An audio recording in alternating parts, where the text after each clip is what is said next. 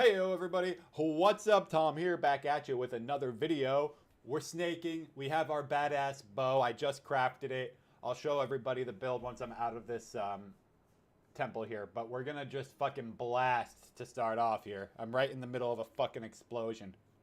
Lifestyle. Don't worry about these things that you're taking in. Don't worry about your food. Don't worry about the radiation. Don't worry about your cell phone. Don't worry about it. As soon as you pierce the skin, your skin is a defense barrier.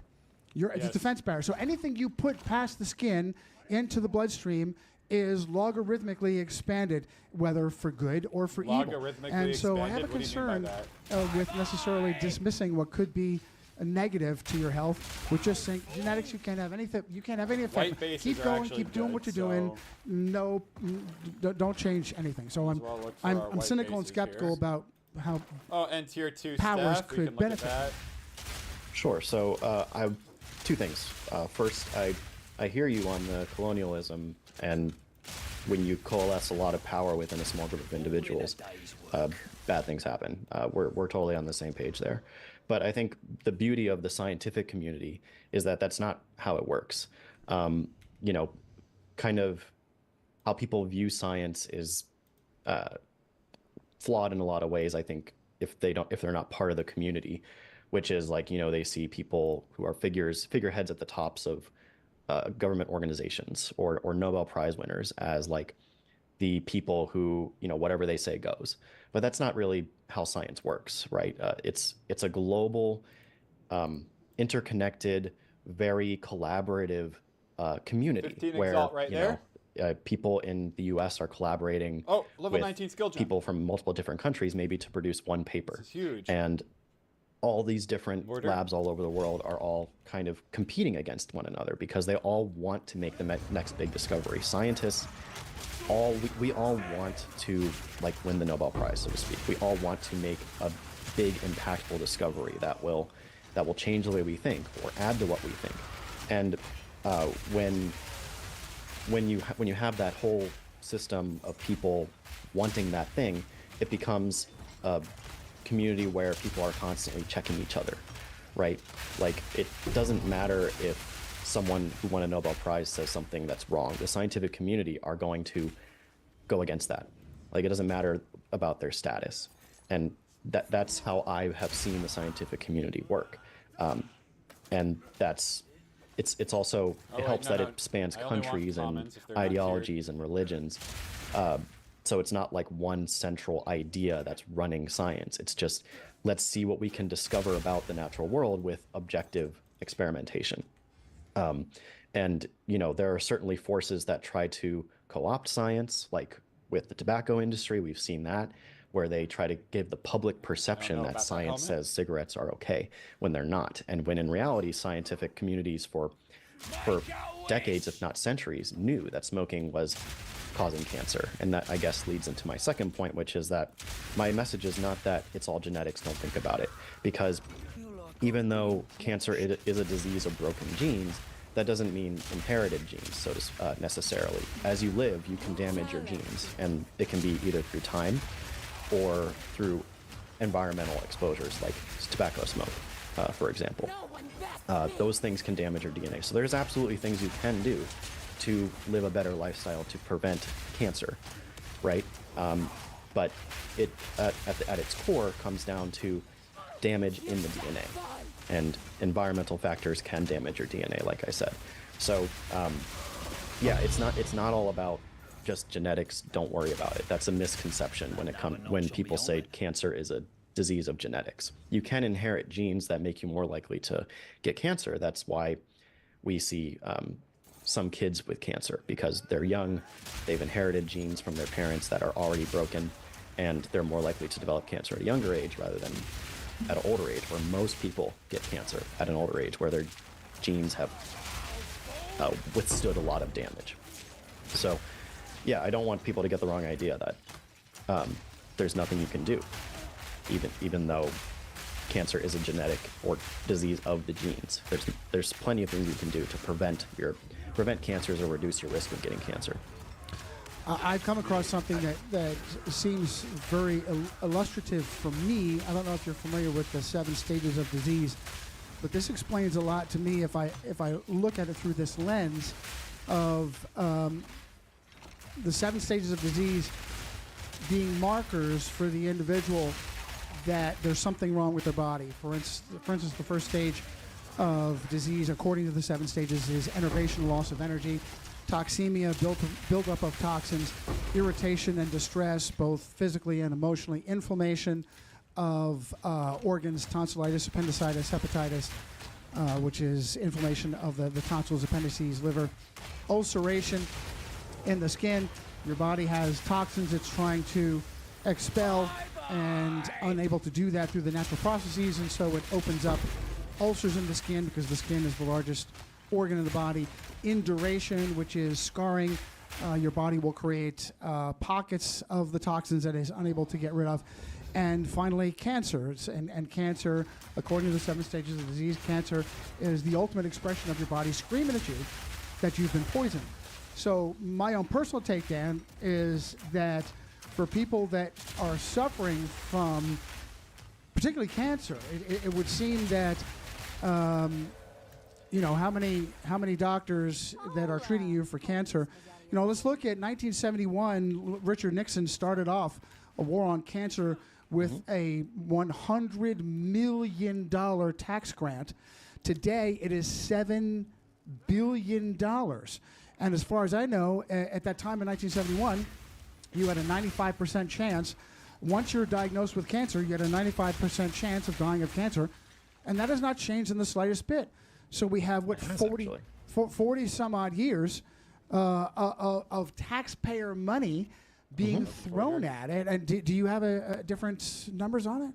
Oh, yeah. I mean, it depends on the cancer, but there's been a lot of progress in treating cancers. And, you know, in the cancer world, cure is a hard word to use properly, because cancer, of course, the longer you live, the more likely you are to get it because of DNA damage building up over time. But in practical terms, we have cures for certain cancers because these people are able to now live a full life. And if you live a full life, then you are essentially cured of that disease. So there are plenty of cancers where we have that now. We have treatments that have been that scientists have toiled away at to discover and implement and test, and we found that they work. For example, kids now, most kids with cancer will go on to live full lives. About 80% of kids with cancers, and that's thanks in part a lot to researchers like Sidney Farber, who did a lot of work on making better chemotherapies that can better target cancers and treat kids who otherwise would have just died young. And I think that's a huge achievement. There are also cancers like chronic myelogenous leukemia, which before the 2000s, you had around, like what you said, 90% chance, almost certainty of dying within 5 years of diagnosis. Now it's the opposite. If you're taking this medication called imatinib properly, you have a over 90% chance of living a full life with minimal side effects. And it's things like that that I think are some of the best stories in science, where, you know, cancer is this thing where, you know, no matter what species you are in the world, no matter where you're living, it will catch up to you if you live long enough. It's an inevitability because we are multicellular organisms, and our cells all have to work together, and those mechanisms they have of working together break down over time. And I think it's really cool that scientists can come together and make drugs and approaches that can essentially cure your cancer when you get it. It's not all cancers. Many cancers we haven't made progress in, but there are many cancers that we've made a lot of progress in. And I think that's some of the coolest stories in science. For me personally, it's kind of a red flag that as part of your treatments, there are drugs and radiation therapies that can cause new types of cancer. Yeah, so with radiation, that's not a approach for every cancer, but it's a risk-benefit analysis where, like, you know, if an exposure to a carcinogen or a mutagen is going to cause cancer, it's probably going to be many years down the line. So if you're 60 years old and you're likely to live till you're 80, but you have cancer, that's going to kill you in 5 years if you do nothing. You get radiation therapy, maybe that cancer goes away or gets small enough where they can remove the tumor. Then that cancer, ideally you're good. Let's say everything goes well. The radiation and the chemotherapy work, the tumor shrinks, you get the tumor taken out. Those cells are nowhere in your body anymore. But yeah, you had radiation treatment. That could cause a new cancer, but it's most likely going to be many years down the line when you've already lived a normal life expectancy and you've added many years to your life by doing that treatment had you not done it. So it is risk benefit, right? Radiation is not a common approach in a lot of childhood cancers, for example, because the risk benefit analysis would be, oh, you know, this radiation might have a risk of creating a new cancer when you're 40. You don't want that. So ideally, you use other approaches for younger cancer patients, which is the standard. Right? Does that make sense? Sure, absolutely. And I would certainly say that childhood cancer needs a special scrutiny because it is so shocking, debilitating, and I don't have the data in front of me right now, but I would imagine that it certainly would appear to be more of a recent phenomenon. And again, if you're doing the number crunching, who can you really trust? You know, certainly from my cynical skeptic perspective, numbers, I heard the joke once is that if you torture the numbers enough, they'll tell you whatever you want to hear. I'll tell you that ultimately my perspective of terrain, environmental factors affecting you in the 7 stages of disease makes a lot of sense to me in that cancer is your body screaming at you that you're being poisoned and your habits are being poisoned. And it's my personal experience and also my experience as a journalist. I've not seen that really as an overall approach for oncology is that, hey, look, you've had a very toxic lifestyle. You spent, for instance, great example, LeBron James, and I'm only doing kind of anecdotal here.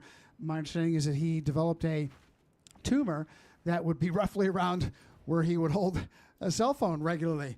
And then he had the tumor addressed and became a sponsor of Motorola. And surprise, surprise, everything's good again. These everyday things that you do, the radiations that you can't see, that you're not aware of, that kind of sneak up on you, that I would hope that the medical industry would be there and be warning you about these unseen toxins. I mentioned the Furstenberg's Invisible Rainbow, and I'm not a huge fan because I still think that he pulled his punches on a lot of things. But he has a phenomenal point, and with each new advance of technology came out a whole new range of illnesses, starting with radio and television, telephone, and radar, and then cell phone, and then each new technological advance brought with them strange new maladies that human beings. Now, if you're really a cynical guy, Dan, you would say, okay, people on the outside would ride this. Oh, I've never seen this before, where I'm shortness of breath, I can't oxygenate my blood. I wouldn't even think that it was microwave radiation actually changing the structure of my red blood cells. It's got to be something I can't see. And this gets us into a lot closer to what it takes to be a doctor and what it takes to isolate a virus. But I'll shut up there before we hit that. Okay, I mean, so there, like I said before, the scientific community wants to discover things. And so a rule of thumb is if you have a question that you want to ask, someone in the scientific community has probably already asked that question and done studies on it. So for things like radio waves and cancer, you can do something very simple where you look at the rates of where a brain tumor is in the brain, so like left hemisphere, right hemisphere, and see if that has changed with cell phone usage. Most people are right-handed, they hold their cell phone up to their right side of their head. It hasn't, and it makes sense that it hasn't because radio waves they are not high enough frequency to actually break DNA bonds. So the way radiation, like UV rays, X rays, cause cancer, is they are very high frequency and they can physically break the covalent bonds in the DNA backbone. So like the DNA's double helix ladder, it can just cut that in half if Is that a good price if a for if a subatomic I have no radio idea. particle, just like a UV ray, breaks through it, and then the DNA has to repair itself. Sometimes the repair doesn't happen properly, and you get mistakes. That's how those things happen. But radio waves can't do that. They're not strong enough to break those DNA bonds, and so it makes sense that with all of these studies showing that radio waves actually aren't causing cancers, there's a mechanism for it, right? It's not strong enough to do it. So, and I know that I know of the claims. I think Tom Cowan is where I first heard it about this idea that radio waves brought all these new diseases. I don't think that really holds up when under scrutiny either. Are you talking about like how, like the invention of the radio and then the great influenza, that kind of thing? I'm saying that radiation has an effect, and it has really not been thoroughly expressed. I can't speak for the scientific community and how much it's been studied, but we're in no way, shape, or form are we warned about the possible negative effects. And I'm not going to oversimplify it and just say radio waves. I mean any kind of radiation, whether it's microwave radiation from your microwave, whether it's Wi-Fi radiation, whether it's cell phone, mobile radiation. And listen to me, microwaves, I can tell you from my time in the military, microwaves have been weaponized. So depending upon how strong the frequency, it absolutely is debilitating. In my research and my personal experience, I've never really seen the medical community warn about the dangers of radiation in general in its very many varied forms. And I can tell you something else, kind of a red flag for me, is how the Spanish flu coincided with the promulgation of radio from the military. And how interesting it is that the victims, the vast majority of victims of the Spanish flu, were young men of military age, roughly about the same time that the militaries worldwide were putting radio antennas on everything, massive antennas on bases and on ships, on vehicles, and there is a huge new radiation influence, and no one's addressed this. That's what I'm talking about. Well, so in my mind, if it were radio waves that had caused the great influenza of 1918, 1919, I mean, radio waves didn't go away, right? They kept using them. The usage actually increased as you move further into the 20th century, and yet the great influenza did not continue at the same rate. So that would be the first indicator to me that maybe radio waves weren't causing this, right?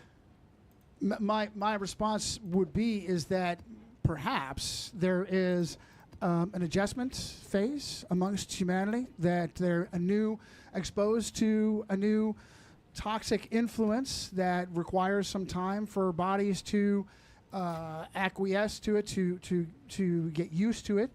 I see your point, but I would say maybe there's a coping that occurs on a massive scale, on a general scale, that maybe accounts for how it is that they particularly radio increased and the same illness did not increase as well.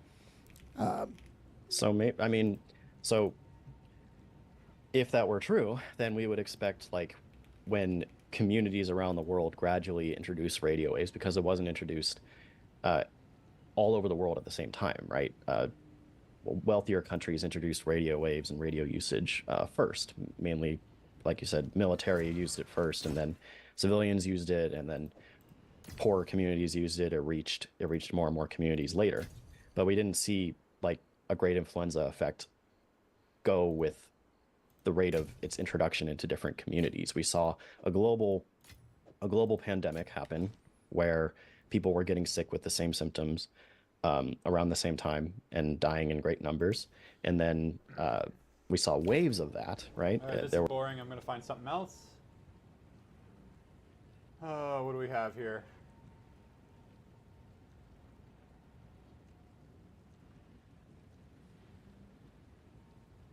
All right, this looks funny.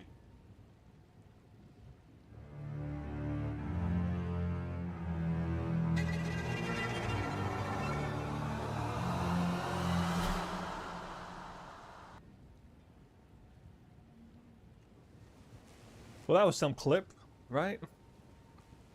Hey guys, Snoo here. We are back again. You might be wondering where I've been. Doing some IRL stuff, surely.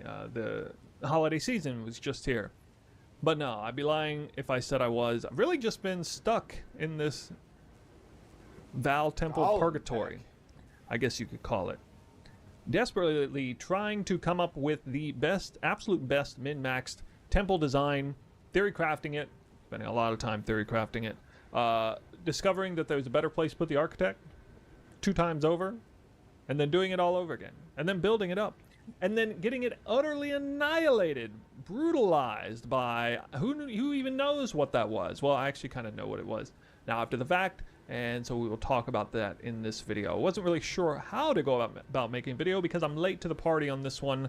Even from the get-go, I didn't really bother with lead mechanic. Turned out to be incredibly busted and right up my alley for the kind of content I like to do. But a lot of great content's already been made on the basics, and as well as some more advanced stuff, so I didn't really see a major reason to put out a video until now. So we have an almost finished temple here. This is the current status. I brought it all back after that terrible mishap, and I'm going to bring you along for the ride. Some major tech points with real in-game clips that I saved, big moments, some more advanced things that I did to create this very hard to pull off design here.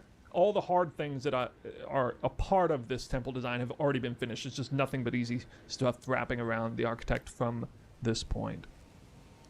And so you're welcome to join along for the ride. There will be a link down below in the description for the actual design of this temple. And I want to give that to you in advance because I'm going to come out with a separate video talking about exactly step-by-step how I made this temple. I think some of you might be interested in it. In fact, I'd like to actually challenge you guys to let me know if there is a better temple design layout-wise, not necessarily in the exact room. Boring. Can we get something good on YouTube, please? I saw one cop waving for her to move her car, and All right, another good. cop Finally, telling her debate. to get the F out of the car. So she's getting, like... The flag of Minnesota. I want to Okay. I'm in the wrong section, but this part of the conversation was, we should get to that too, because, I couldn't fucking believe Oh, he's reacting to his debate? All right, fine, fuck it. that part of the conversation. When do we start talking about the shooting? So wait, which one do I have already? The shooting in Minnesota. From several different angles, yes. So many different angles. How did you come down on it? What was your take? I think it was a bad shooting. I think that ICE just seems to hire this architect of archetype, of high school bully, tatted up sleeved arms, bandana wearing bullies. And I was like, maybe I'm projecting on this, but it's like the guy got disobeyed and started opening fire. It's like, you shouldn't be a cop.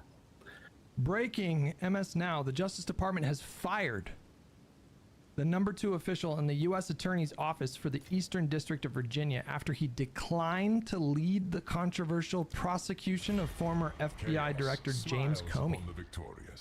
Will that be you? City Sushi Coochie with 20 months. Thank you so much. Appreciate it. I thought it was a good shooting. How's it going, everybody? Reviewers. That lady had been stalking them all day, like following them from... How you doing? All right, looks like we're going reduced recovery rate again. Whoop-dee. So much fun. like neighborhood to neighborhood. she had turned her car sideways in the middle of the road and obstructed them while they were trying to get some illegals out of the rafters of a house, is what the quote was. And then when they approach the vehicle and say, stay right here, when she gets lawful orders from a federal agent, she accelerated toward him. I don't care. So, again, just as a reminder, this was recorded before the officer's footage was released that very obviously showed her wheels turning very fast. Hear that her wheel was turned to the right. He can't see the wheels. He hears the car accelerate, come toward him, and he shoots her in the face. Maybe he didn't need to shoot those second 2 shots into the window. Maybe those aren't good. But the first shot almost certainly killed her as well. And I felt like that one was justified.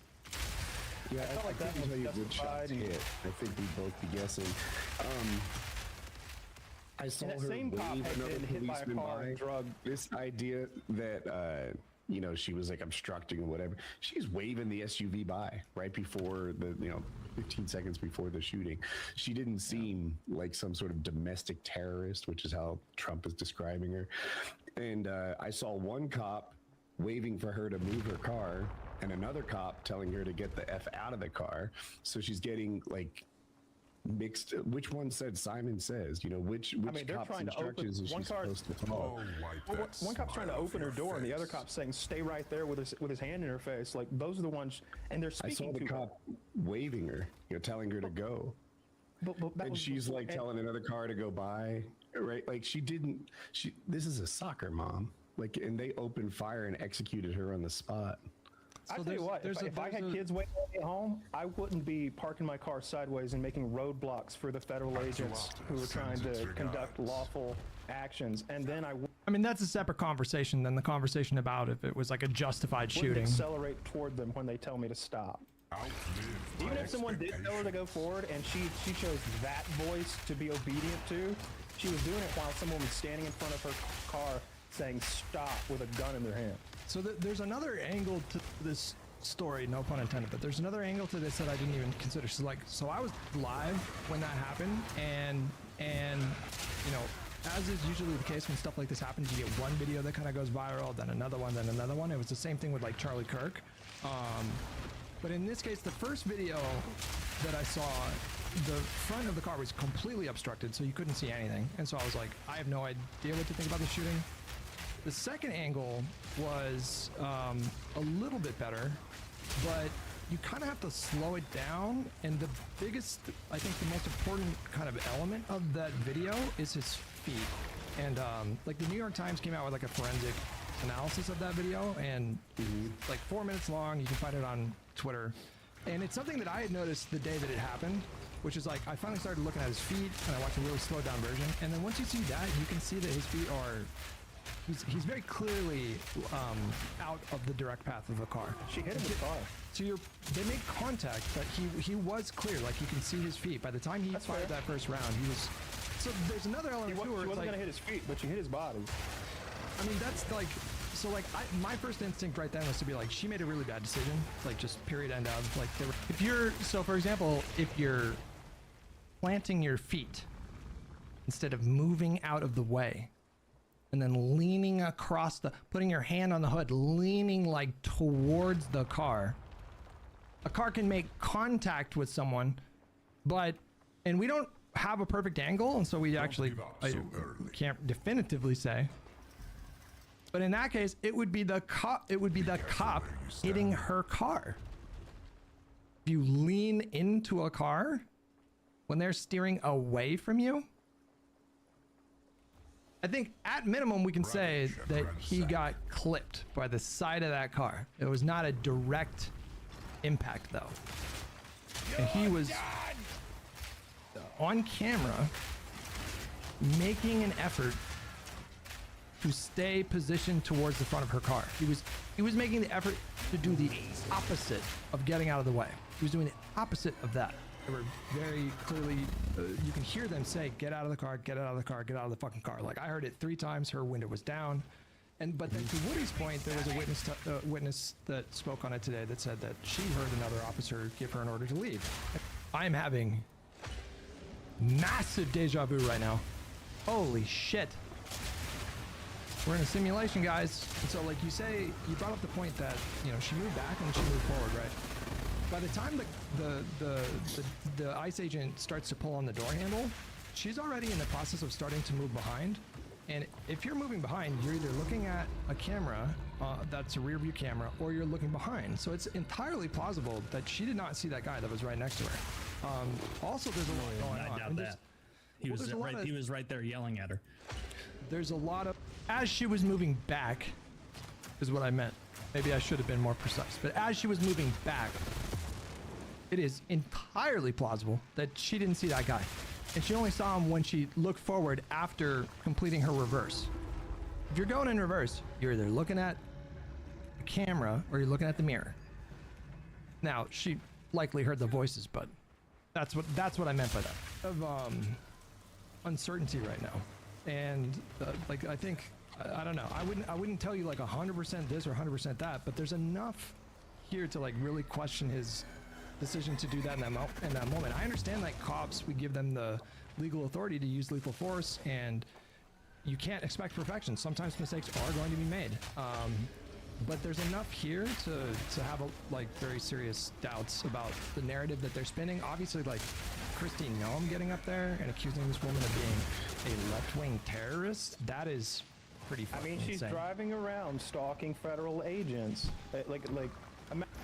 Stalking federal agents. I mean, again, I don't, is there any validity to the claim that she had been following these agents? This happened at 9:30 a.m. We do know that she had dropped her kid off at school. Well, I don't know what the timeline of that was, but I think like at most we're talking about 45 minutes. That's just with the nature of time. Stiff and resilient. And also, it is not illegal to follow ICE around. Chaos will You can do that. to your end. And you would think that conservatives or libertarians would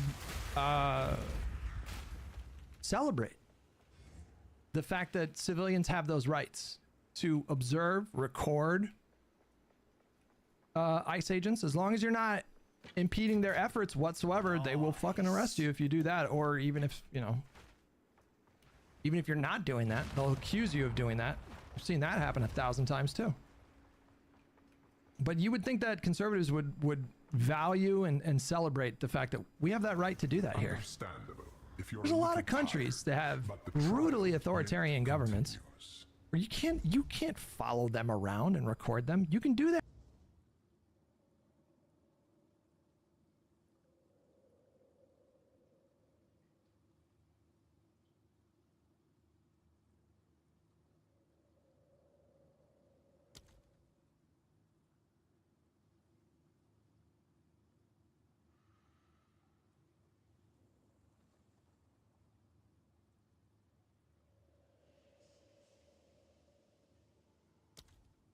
Mortality seeks you in kind.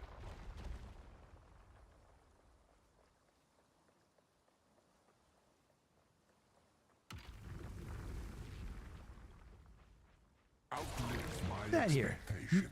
You can fucking do that shit here. I think that's a good thing, generally speaking. Imagine that. You're driving around stalking said federal the agents. cop was in the hospital recovering from his was. injuries. He went to the hospital. What he said Did he is go? factually correct. I don't know. He He went to said the he was hospital. lucky to be alive. He was lucky to be He alive. was lucky to be alive. But Trump- Did you watch the video? Wait, hold on. Yeah, Did you watch the? Well, hold on. Like, You think there's any chance I haven't watched that video from several no. different angles? I mean, there is a video of it that's out there everywhere that everyone's scrubbing back and forth, where it's a front-wheel drive car, and you can see the front wheel spin aimed at him. So we know now at this point, and I wonder if he would update his priors, but we know now that that is not true. It was definitely, objectively, 1,000% not aiming her wheels at him. In fact, one thing that we learned for sure, and I mentioned it before, was that her wheels were turning before she even started moving forward. Before her foot hit the accelerator, she was turning those wheels. And that's how human beings drive. That's how we drive cars, right? Like, if you're in a stationary position and you're trying to make a turn within a confined space, you're going to turn the wheel before you hit the accelerator.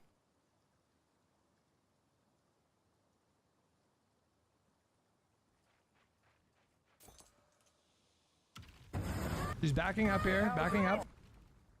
She puts her car in drive, and before she hits the accelerator, she's turning her wheels. It's actually still moving backwards as she's turning that steering wheel. It's almost more confusing to watch at slower speeds, but if we do like 0.5, boom, she's right there turning. Her car is still technically moving backwards here, and she's twisting that wheel, and she's twisting it fast. She's turning that wheel fast. There, now she finally hits the accelerator.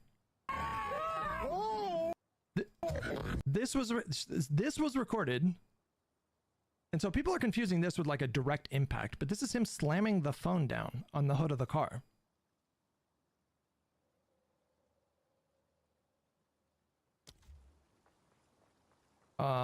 I wonder if Taylor would update his priors here, if he would just stick to it, because that is so definitive, so conclusive. If this happened in July, that guy gets hit by that car and run over. Like, the wheels spun out. It wasn't until she saw the gun that she veered to the right, and he at that point was already being struck by the car. And this is the same guy. I don't know.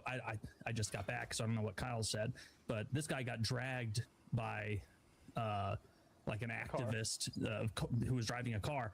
It was not an activist, it was a criminal. Within the last year, like hundreds of yards, he was severely injured. Yeah, this guy has a habit of trying to fight cars. He reminds me of the women we laugh at in the, we see women fighting cars all the time. He's ridiculous. I think leftist activists have a habit of using their cars against federal law enforcement. What is that? What is that even about? Did I miss a bunch of stories this year?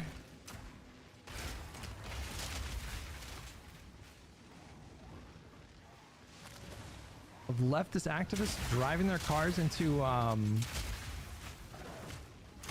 ICE agents? Maybe I'm out of the loop. Hutch, how are you just sitting silent and letting them lie over and over? Okay, so again, so when you go on certain podcasts, there's like different strategies for each podcast. And what I have come to discover, or what I have come to discover, I think is like the best way to go on to PKA is to not like forcibly inject yourself every time. Like, they say a lot of stuff that in my head I was like, that's not right, but you don't want to be like too overbearing, and so you have to kind of pick your battles a little bit. That's what the habit is. Yeah. You think that's what happened here? That's exactly what happened. Do you remember that shooting from a few years ago? That's factually what happened. Hold on a second. What are they saying factually happened? Hold on. We laugh at in the, we see women fighting cars all the time. He's ridiculous. Leftist activists have a habit of using their cars against federal law enforcement. That's what the habit is. Yeah. You think that's? I don't even know what this is based on. Maybe there's been a couple incidents, but like, vehicle attacks rise as extremists target protesters. That's what I was thinking, was that it's like the opposite. I have seen so many videos of cars driving into protesters. Not the other way around. What happened here? That's exactly what happened. That's exactly what happened. Do you remember that shooting from a few years ago? That's factually what happened. Hold on a second. Do you remember that shooting from a few years ago where the guy was drunk and the cop had that AR-15 or M16, whatever it was? That is probably the most disturbing police shooting video I've ever seen. That one video of the guy in the fucking hotel who was obviously hammered They were giving him totally incoherent commands, and the guy was hammered. Like, even sober, the commands they were giving were totally incoherent. Did the cops get found liable for like manslaughter for that? That was the most insane police shooting I've ever seen. Fenton, hey, take it easy, buddy. Hope you have a good day. That one's really fucked up and disturbing because the guy is like so clearly wanting to comply, and just you could tell he was just like really struggling with their commands, and they shot him with like a high caliber rifle.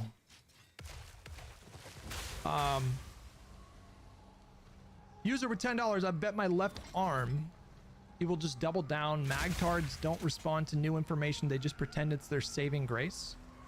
You'd have better luck solving Israel-Palestine before that? Oh boy. With the Predator logos on, and he was all tatted up, much like these ice guys. And he was giving these terrible instructions to follow. In the he was hotel, like, right? hands up in the hotel, yeah. He's like, hands up, crawl towards me. Hands up, crawl towards me. And the guy's like, crawl or hands up, and he eventually just opens fire because he's not following instructions. This woman was in the same position where some police were telling her to get out of the way. Other police were telling her to get the F out of the car. She listened to the police that told her to move on. Why are you guys saying no? Because it's not even true. vaguely. This is just lies. No. This isn't true. It's alternate reality. But wait, where are you guys getting this? There were witnesses that were there at the time. I watched it. I'm a witness. We watched the video. You heard the orders, but the videos that we saw were only shortly before the incident started, like a matter of seconds. There were witnesses that were there that said that they had initially instructed her to move her car. And the fact that she was going in reverse, the first time the shooter, the cop, the first time he steps in front of her car, she's already moving in reverse. Like, so clearly she was intending on moving her car before, like, even just like 5 seconds before that whole thing had happened. She had waved the car in front, and they're like, well, we saw the video. Well, you didn't. The videos that we saw obviously they don't tell the whole story. Like, it's only, the videos only start just right before this incident, right? From the one guy, well, all of us agree that she was given. Where are you guys getting this? There were witnesses that were there at the time. I watched it. I'm a witness. We watched the video. You heard the orders from the one guy. Well, all of us agree that she was given. He said at least 3 times to get out of the car. But there are witnesses that were there, multiple witnesses that say that there was another ICE officer that was instructing her to move her car. I'm sure So, at the beginning of the incident, when at first they thought she was just doing a 3-point turn, they were like, get out of here.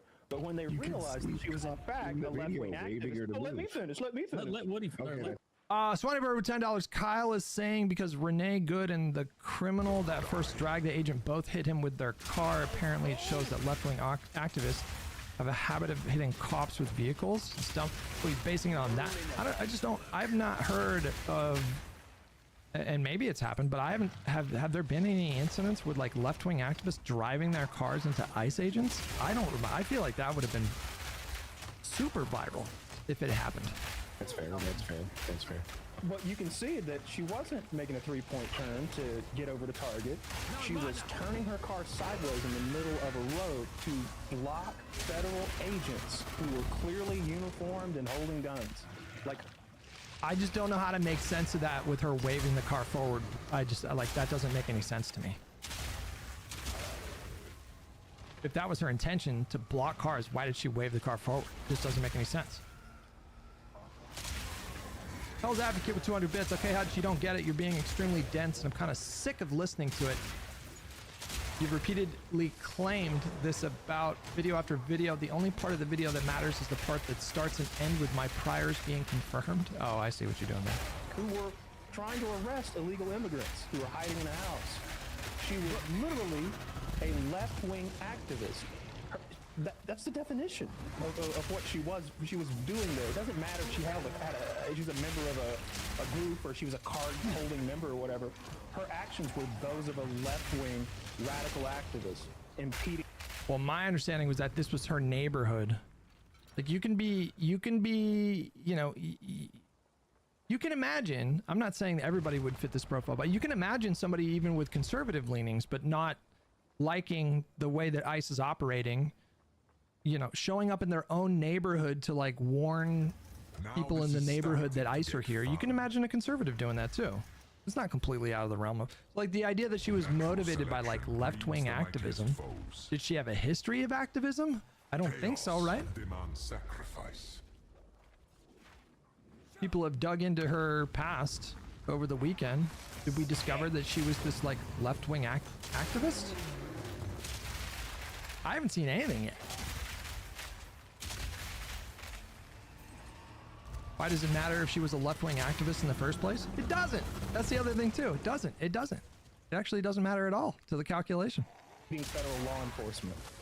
Have you seen video of how the car got that way? I haven't. I thought maybe you've seen video. I've only seen video of like nothing starts more than a minute before the shooting. Have you seen better video than me? How her car got that? What do you mean got that one? Yeah. Like I haven't seen her. Like there's this argument that she like put her car in the road sideways to block agents and stuff. Yeah. I didn't see long before the video. That's why people. I don't know. Well, that we don't know, and again, I theorize like it's also completely plausible that if she was, we've seen civilians observing ICE and monitoring ICE agents in the course of their duties, and it's entirely plausible and maybe even likely that she pulled her car sideways. She observed that the convoy had halted, and she pulled her car sideways so she could observe what they were doing. I mean, obviously her wife got out of the car and was taking video. Her wife seemed to be doing that because her wife was holding out her phone. She was the driver, and then her wife got out of the car. Her wife was walking around with the phone, recording the ICE agents doing what they were doing. And then she positions her car so she can just like view what's happening. The idea that she was intentionally just trying to block traffic just doesn't really make any sense. Just doesn't fucking make sense. She fucking waved somebody forward, like, you know. I saw her side. Well, I mean, it's snowy, it's slippery. I don't know how it got there. I know every car on that road seemed to be pointed in sort of a non-traditional direction, and she's waving police by right before the shooting. No, wait. Why? What is the only circumstance in which you could wave a policeman by if you're blocking them? Like she pulled forward to block them. Like, how does that make? If you're blocking them, they can't move by. That doesn't make any sense. If you're blocking them, they can't get by. So how? What is that logic? There's also eyewitness stories. A woman who said, yeah, she'd been doing this all day, and she was doing a great job of what she was trying to do, which was impede federal law enforcement. Okay, we need reporting on this. The idea that she was doing it all day and this happened at 9:30. What is the timeline here? Do we know where she was and what she would? Do we know the timeline of her day by now? Surely there's reporting on it. Can I get a Jamie in the chat that can find information on what she had been doing?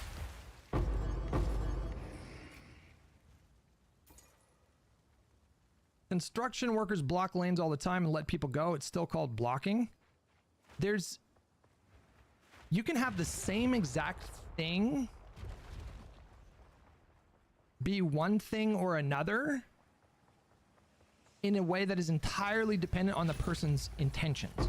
So you can have someone pull their car sideways perpendicular in the road with the intention of observing, monitoring ICE in the course of their duties. And then that would be one thing. And then if she intended to block them or whatever, then that would make it an act of blocking, right?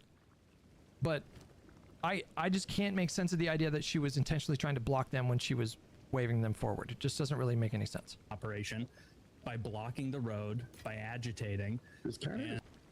She was clearly trying to impede ICE. I don't think that's clear at all. I don't think it's clear at all that she was trying to impede ICE.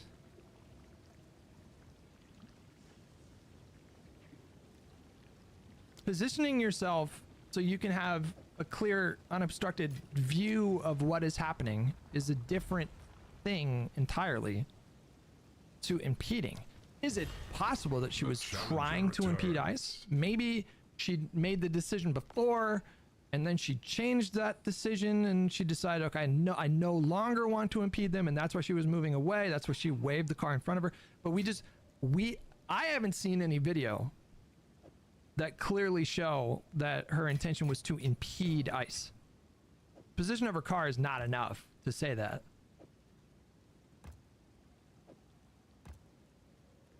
This is kind of cringe, Hutch. If you are parked in the middle of the road, you are blocking. Even if you weren't intending, you're still in the way. So there's one piece of context here that we just learned, as far as I understand, that we just learned from Christy Noem's interview on Jake Tapper yesterday. And that piece of that context is so crucial to the analysis. Noem said that one of the ICE vehicles in the convoy got stuck. The convoy was stuck. They couldn't proceed because one of the cars was stuck. And so if you have a convoy that is stuck in the road, they're stationary for the moment, and then you park your car in a perpendicular way, hypothetically, right, if we theorize, to have a view of what's going on, your wife is right next to your car recording things, you know? That's a very different context. If they're already stuck, because by the time they get unstuck, you just move your car. Nobody cares if you park your car perpendicular in a spot like in neighborhoods. It's different from like a urban, dense, like downtown situation. If a neighbor pulls up and there's some kind of commotion going on in the neighborhood and the street is blocked off and everything's obstructed and you park your car perpendicular to see what's going on, like you're not doing that with the intention of blocking traffic, right? The other thing too, yeah, that's the other thing too, is like that was a pretty wide road. So if she intended to block traffic, you're going to block traffic with a car that doesn't even stretch 50% across the length of the road horizontally? That seems like a dubious tactic. Yeah, I'm going to block traffic with my Honda Pilot that like she couldn't, even if she wanted to block traffic, she couldn't, right? Like that's kind of the point, right?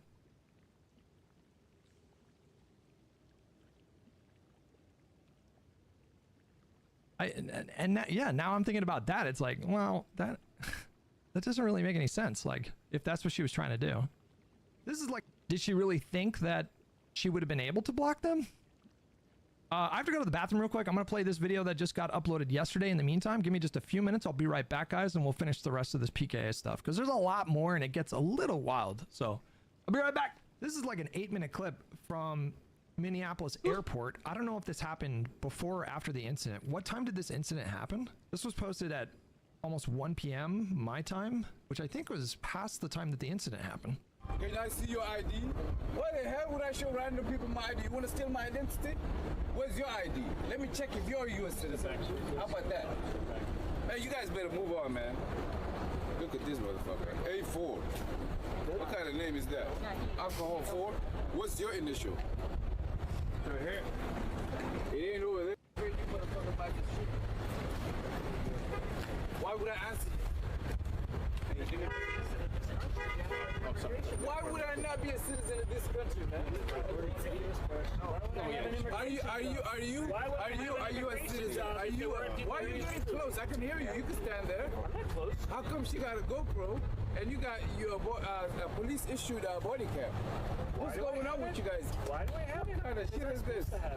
Dude, listen. I'm here working. You're working too, right? So go. It says U.S. Border Patrol. This is not the border. Go to the Canada border or the Mexico border. If you were from this country, if you were from this country, you know I'm an immigration officer. What do you mean if I'm from this country? I can hear you don't have the same accent as me. That's why I'm. Oh, so you're going by? What the fuck? He just said it. Excuse me? He just fucking said it? They're just saying that now? You sound weird to me. How emboldened. What the? What do you mean if I'm from this country? I can hear you don't have the same accent as me. That's why I'm. Oh, so you're going by? What the fuck? He just said it. Excuse me? He just fucking said it? They're just saying that now? You sound weird to me. How emboldened are these motherfuckers? Accents now? Is that what it is? Where were you going? Is that accents? Have you heard the Israeli accent? Have you heard the European accent? You just proved my point. You're a brilliant It's retarded, man. You just dude. proved my point. You going by accents? You just proved other countries. That You guys want to argue? I got What point did he prove? time. I got time today. You're not arguing. You're proving I got my time point. today, man. Thank you, sir. You guys do whatever you want to do. Where's your ID, sir? I'm not going to show you. I don't have to show you anything. If a police officer comes here, I'll comply with it. But U.S. Border Patrol, I don't even know if you're a real police officer. Where's your ID?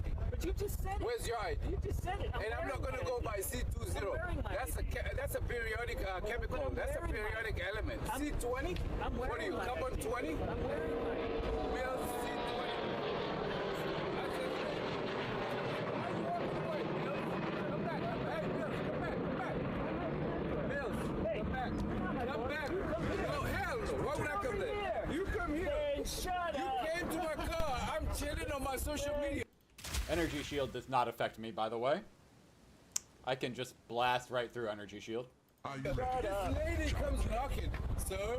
What a fucking clown show. What a fucking embarrassment.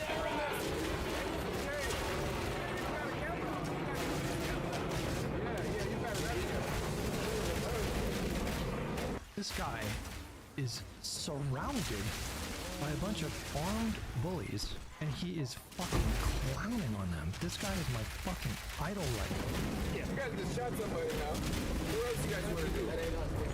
That ain't you guys? It wasn't ice? That wasn't ice? My words exactly. I didn't even see the fuck. Oh, this guy's there. Wait, isn't this the fucking guy? Isn't this like the head of CBP? The guy that had like the fucking Nazi robes? Is it the same guy? Did you guys see this fucking guy in the Nazi robes or whatever the fuck he was wearing?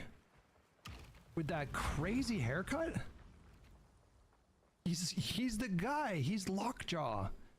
This is the fucking guy, bro. This is Lockjaw from One Battle After Another. Yeah, me? My nigga. He's just hanging back and he walked out of frame. Did you see that? He walked out of frame. He's like, this isn't going well for me. Wasn't ice? That wasn't ice? Look at it, watch. Yeah, me? My What is happening right now? Why was he even there? Why was his presence needed right there? nigga. Whoa, boy, man. Harassing Africans. You guys got the right guy, man. I got the time today. So you're from Mr. Mills, Africa? Mr. Mills. So you're from Africa? Where you from, Mr. Mills, with your big ass body? Where you from? Big ass body. Yeah. That's a strange All of these other motherfuckers small, man. Look at your office. Hey, the famous guy. what's going on, I've seen man? this guy on TikTok. Look at Oh him. my Big God. ass guy that does this shit. What's up, officer? How you doing, man? Let me talk to you guys. This guy was so fucking based, you guys, this guy. That video, They fall into a crazed so far, easily favorite video of 2026, by far. And I think that Favorite video of 2026 is a weak claim in January of 2026. Let's be honest. Doesn't mean much. that video has a good chance of holding up throughout the rest of the year, because man, he was such a king. Ignotus with the tier 1 membership on YouTube. Thank you so much, buddy. Thank you. Appreciate it. We'll get back to the PK. It's weird thing that sad she's both that she blocking them and she's waving them by. You're stuck on the waving. I don't care about her waving. She's clearly parked her car sideways in the middle of the road on purpose. Yeah. She didn't. She was. You're suggesting, it seems, that perhaps she got like loose in the ice and snow and accidentally her car spun side. No, she could have. She, again, I don't know. The more I say it out loud, the more it feels like that is the more likely explanation. That she positioned her car sideways so she could have like this direct view of a wife who was monitoring the ice situation. She parked her car sideways so she could just have a unobstructed view just sideways as to what they were doing. That's not illegal, as far as I understand. That's not illegal. And I don't think DHS has a mandate to park, even if it was.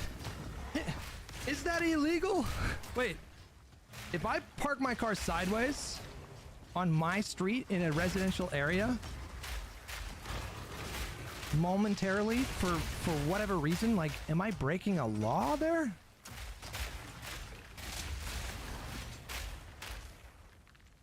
Yes, you're obstructing traffic, but hang on. That I disagree with Hutch here. I mean, I agree with him, but I think that the argument that he's making is weak, and it's not the actual argument that I want to make. I think the real argument is not about, is she technically violating some law? Like, she's doing some sort of civil disobedience, let's be honest. She disagrees with ICE, a governmental agency, and she's non-violently protesting them by, yeah, basically obstructing them, parking her car in the road. But she's not causing a threat to anybody. That's my opinion. My opinion, she's a peaceful protester, and the police shot her. I think she's a peaceful protester, and the police shot her. I think when you watch the video, it's clear she was trying to flee. And that's why I think she's a peaceful protester. I think that's the main thing. Clearly, what she was doing with the car is grounds for the police to come up to you and, like, ask you to get out. Like, I think that just having your car in the middle of the street like that, while you're still in it, she's probably screaming at them as well. Like, that's not the thing that's important here. The important thing is she does it knowing that, yeah, like, she could get arrested right now. And that's what should have happened. She should have been arrested. People, you know, on the left would still be outraged about it. But I wouldn't be outraged about it. I see getting arrested as the logical consequence of doing civil disobedience.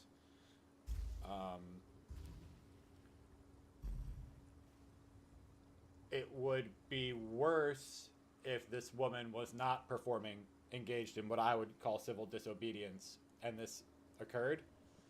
But it's still pretty bad, even withstanding the fact that she was doing civil disobedience, obstructing them, whatever.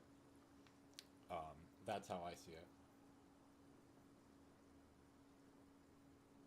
I do not like ICE, and right now the lack of ICE is my favorite reason for living in a small town.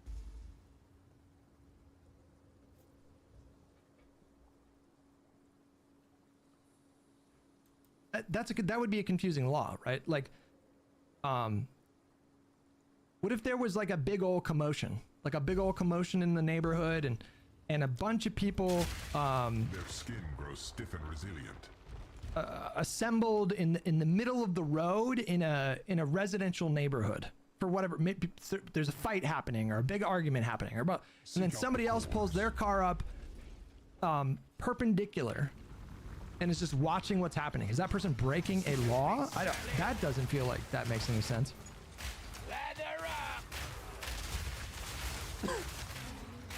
There's no reason to park like that. I just gave you a reason.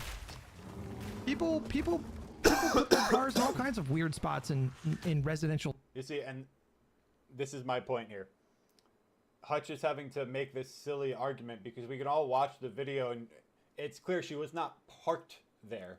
I mean, I know you can't see what happened before that, but I do not think she was just parked there. Now, is there a possibility that, yeah, she was parked there for some reason, like there's kids playing street hockey and she wants to stop the traffic for them? Sure. But I would say generally you would have someone in a yellow vest for that type of thing. So I don't like the fact that now, in order for Hutch to defend this woman who was just unjustifiably killed by ICE, in my opinion. He's making it sound like a silly position because he's like, oh, she was just trying to park there and they shot her. Now, if she was just trying to park there and they shot her, it would be worse, but I don't think that's what actually happened. It makes him, I think it just seems wrong. I just disagree with that, and I think it makes you look silly when you try to defend, like, oh no, you totally have your right to park there, because I don't think that's what she was doing. And I think most people don't. It doesn't look like that in the video. Even if I grant a small possibility that that is true, that's not what it appears to be from the video. It's not what I believe is going on. But I still think you should be outraged about this because she should have been arrested instead of shot. Now her kids are going to grow up without a parent. Blah, blah.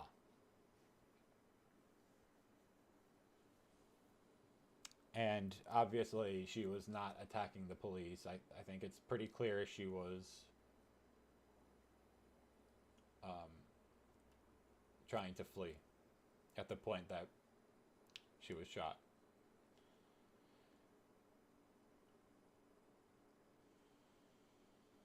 The way she was turning the wheel, if she backs up, she's not going to hit him because she's going backwards, and if she goes forward, she's not going to hit him because the car is going to turn to the right. She's doing this.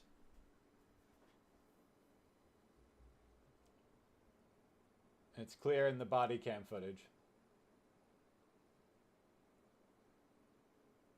It's clear in the body cam footage. I think you have to be, actually, when I see the body cam footage, I think you have to be psychotic to shoot somebody in that situation, but that's just me.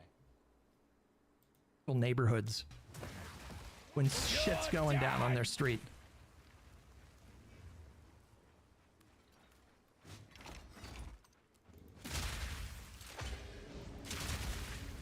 It'd be a traffic violation? There's no cop that would ever give somebody a ticket for doing that in that spot. Sideways, and now she's, oh no, whoopsie daisy. I'm parked sideways, creating an accidental roadblock. Is that what I don't know how she got that way. I said it was slippery. We know how she got there. One way. He's okay, let me listen in a second. He's saying that, but like, all right, that just feels like such a declarative. How do we know that this was her neighborhood, as far as I understand? This was her neighborhood. She was just driving down she could have just been driving down the road, saw what was happening. Her and her wife pull over. Her wife gets out of the car, starts recording him. I mean, I guess in that moment, would you say that that's activism? Is that alone activism? Monitoring ICE operations? Maybe. I want life That's regen. a little I thin, can get though. that from my tree. I'm going to do that. Or she could have been trying to turn around, and that's how she got sideways. Or she could have been trying to block them. But the part of the video I saw of her... Wait, I don't know why he's like... We're talking about something that's like, in the absence of knowledge, we can speculate reasons. Like, imagine, okay, right? Hold on. We got to look at where exactly, like, Come on, she wasn't parked. Why are they defending this woman in the soyest possible way? We need to Chad. Yes, this woman. Yes. Do civil disobedience. Non-violent, peaceful protest. Obstruct the authorities from achieving their goals, but don't do anything violent. That's exactly what this woman was doing. And at the time that she was shot, she was not trying to attack the police officers. She was simply trying to get away so that she could engage in more civil disobedience. That is my personal, I believe, well-founded opinion based on the information that I have available to me.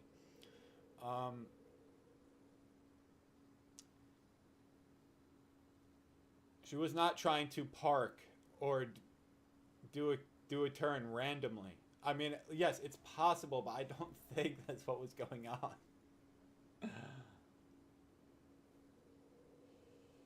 There's also an element of this where it matters. What if the ice story is that she was following them all day? What if they were following her all day and they just said she was following them? Like, that type of thing could happen. So there's a lot of weaselly nonsense that I could see happen here, especially with a Department of Justice, FBI, everything totally fucking loyal to the big boss at the top.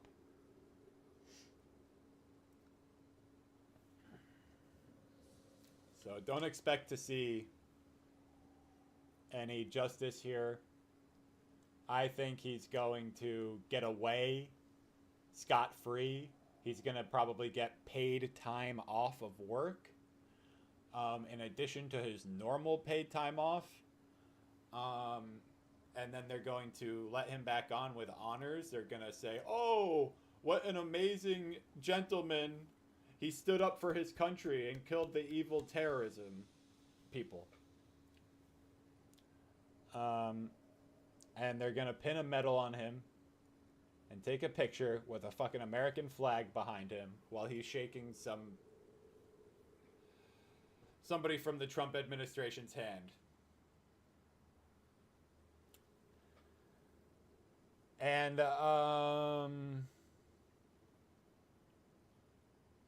well, that's depressing, if you think about it.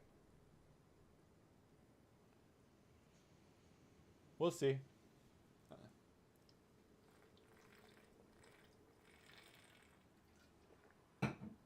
Fuck it. I'm gonna play games. Fuck that shit.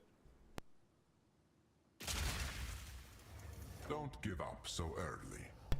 Here, I'll tell you what. I'll talk about my build for the people in here. Or actually, no. Let's not switch the boat. How far? Hold on. Let me pull up the video. Do we have a sense of like how far the nearest crosswalk was? Oh, we do right here. Actually, hold on.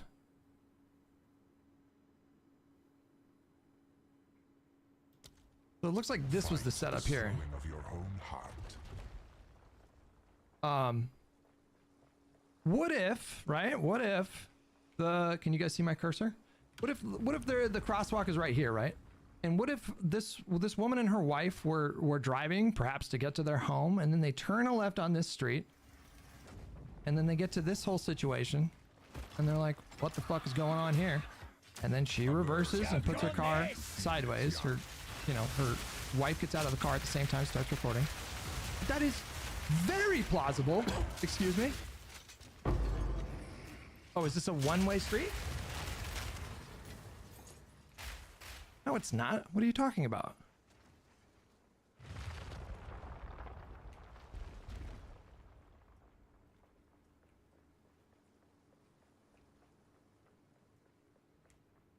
Is this a two-lane one-way street in a residential neighborhood? The trial yet continue. Mortality seeks you in kind. Is that a thing?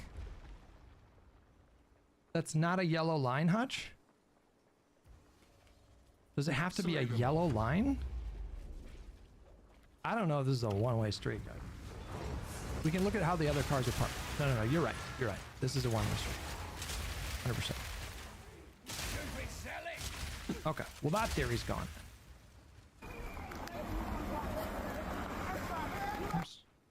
Waving them by is definitely inconsistent with her trying to block them. I was gonna say she tried to hit an ICE agent with her car. She succeeded.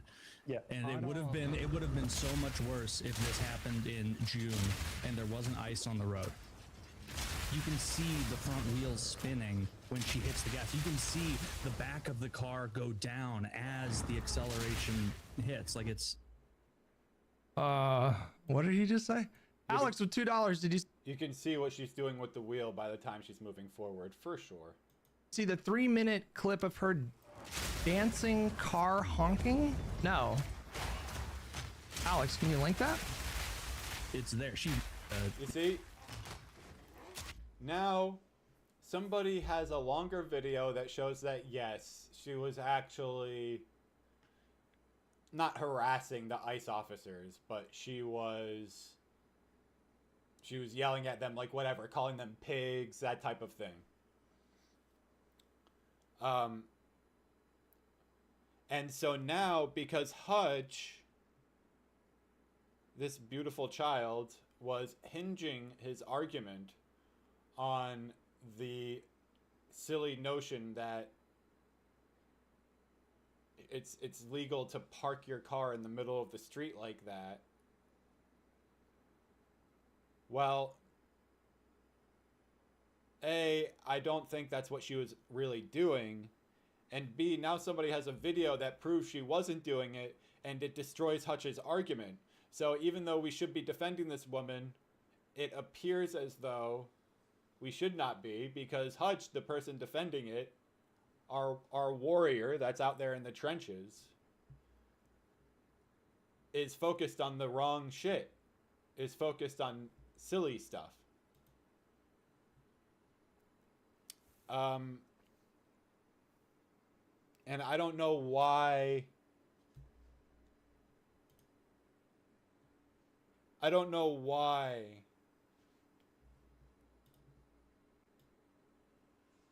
I don't know why one would do that. So that's Hutch is a pretty smart guy. What?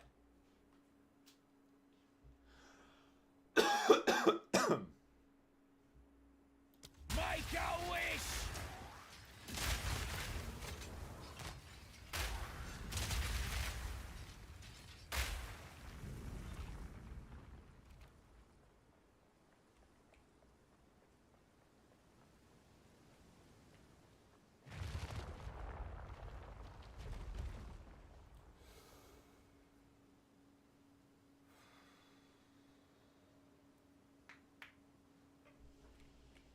Let's just put this back on. Hit an ICE agent with her car. She succeeded. Yeah. And it would have been so much worse if this happened in June and there wasn't ICE on the road. You can I can understand being suspicious that her intention might have been to hit that officer based on that first day and those first few videos that we saw. I can understand being suspicious. Certainly not after the police footage was released. But on that day, I can understand being suspicious, especially if you have like a cognitive bias. Like, that's normal and fine and not all that. But he's making these like really definitive statements. He's saying like, oh no, she was very clearly trying to hit him. It would be fine if he was saying like, I think that, you know, it would be fine if he said like, I think it's likely, or, but he's saying, no, look at the tires. We know for sure. And how could he know that? It's the same like line of questioning that Tapper had for Kristi Noem. Obviously the standard for her is much higher because you should not be making statements as Secretary of DHS fucking 2 hours after a shooting before an investigation has even really begun. That's insane. But I can understand someone like being in his spot. If the roles were reversed and the politics were reversed, you know, I can understand. I could empathize with having my own kind of internal bias, but it's the certainty that's getting to me here. Like, how could you possibly say that this is like so cut and dry? And of course, like, once you do this, once you say this, it becomes much harder to walk it back. Like, your own ego steps in. And so you're gonna do whatever you need to do. A lot of people will not have the humility to change their priors. You know, if they're expressing certainty and then a video comes out that really undermines that claim, a lot of people are just gonna dig their heels in because you just said it was like, you were sure it's 100,000%, right? ICE agent with her car. She succeeded. Yeah. And it would have been so much worse if this happened in June and there wasn't ICE on the road. You can see the whole thing wouldn't have happened though, because the ICE car wouldn't have been stuck in the fucking ice or the snow. This whole situation would not have happened in summer. The only reason why the cops, the ICE agents were stopped was because one of their cars got stuck. See the front wheels spinning when she hits the gas. You can see the back of the car go down as the acceleration hits. Like it's there. She wanted to hit him with her car. She succeeded in hitting him with the car. I don't know about all that. I don't think this Honda Passport turns into a fucking Tesla Plaid and mows down a cop in 1 foot of acceleration, even in the dry. Wait, hold on. I don't think that's the strongest argument. Surely her car could have been deadly, even from 5 feet away, you'd run somebody over. But you don't think that a car coming at you from a foot away, a 2-ton Honda Pilot on ice, is like a threat to your life? So it could be if you're in the direct path. You're directly in the path, which is what I think I jump in with here. So I'm sorry, I'm pausing too much. A car coming at you from a foot away, a 2-ton Honda Pilot on ice, is like a threat to your life. So here I think is some relevant analysis. Okay, so like in order to justify the shot, the use of lethal force, he would have to demonstrate that he had a credible fear of significant harm or injury or death to himself, his fellow officers, or the public. When you actually, there's 3 different angles or 4 different angles, and you can clearly see in one of the angles, as she's moving forward, he actually leans forward and puts his left hand on the hood of her car. So he's actually making an effort to stay in front of her car in that moment. Once he is like literally the moment contact is made and he is clear of the front of the car in that moment is when he starts to fire. How do you justify the idea that he felt like there was a significant threat to his life if his feet were clear of the front of the car? He was being hit by a car. He was not in front of the car. The first shot was when he was in front of the car. I went through the front. Nope. By this point when we were having this conversation, we already knew that this was not the case. If his feet were clear of the front of the car, he was being hit by a car. He was not in front of the car though. The first shot was when he was in front of the car. It went through the front. It went through the front windshield. No. Negative. Well, it did go through the front windshield, but you can. Oh, see how is it? Because he leaned. He leaned. He leaned. The shitty grainy footage, which is unfortunate. Can we get some fucking Adobe filters to clean that one up? But the super grainy footage shows him leaning, like putting his hand forward and leaning on her car instead of moving. This stupid fucking dipshit was... I'm willing to not jump to conclusions that this guy was some bloodthirsty maniac that was just itching to kill somebody. I'm willing to not go there immediately. Because another way we can explain this whole situation was like, this idiot was distracted because he was fucking vlogging instead of doing his job. You can explain it with incompetence. I'm not saying that that's what I think happened, okay? I'm just saying it's possible, right? He was next to the hood. He was by the front tire. And again, he put his hand on the car's moving. It could be incompetence, that's true, but if you're going to call that incompetence, that is... Oh, let me do something here. That is a level of incompetence that is truly reckless, if you ask me. 2 directions. Hang on a minute.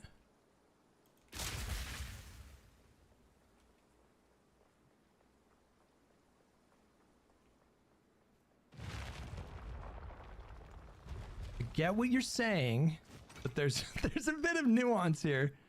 There's a bit of nuance here, you know? Like, you have to move forward in order to move right, but, yeah. Front of the car. He came. Are we all watching the same videos? I don't know. It feels like we're this not. is Kyle. Is this crazy? It Here, feels wait, like Trump hold on. derangement syndrome is real all of a sudden. No.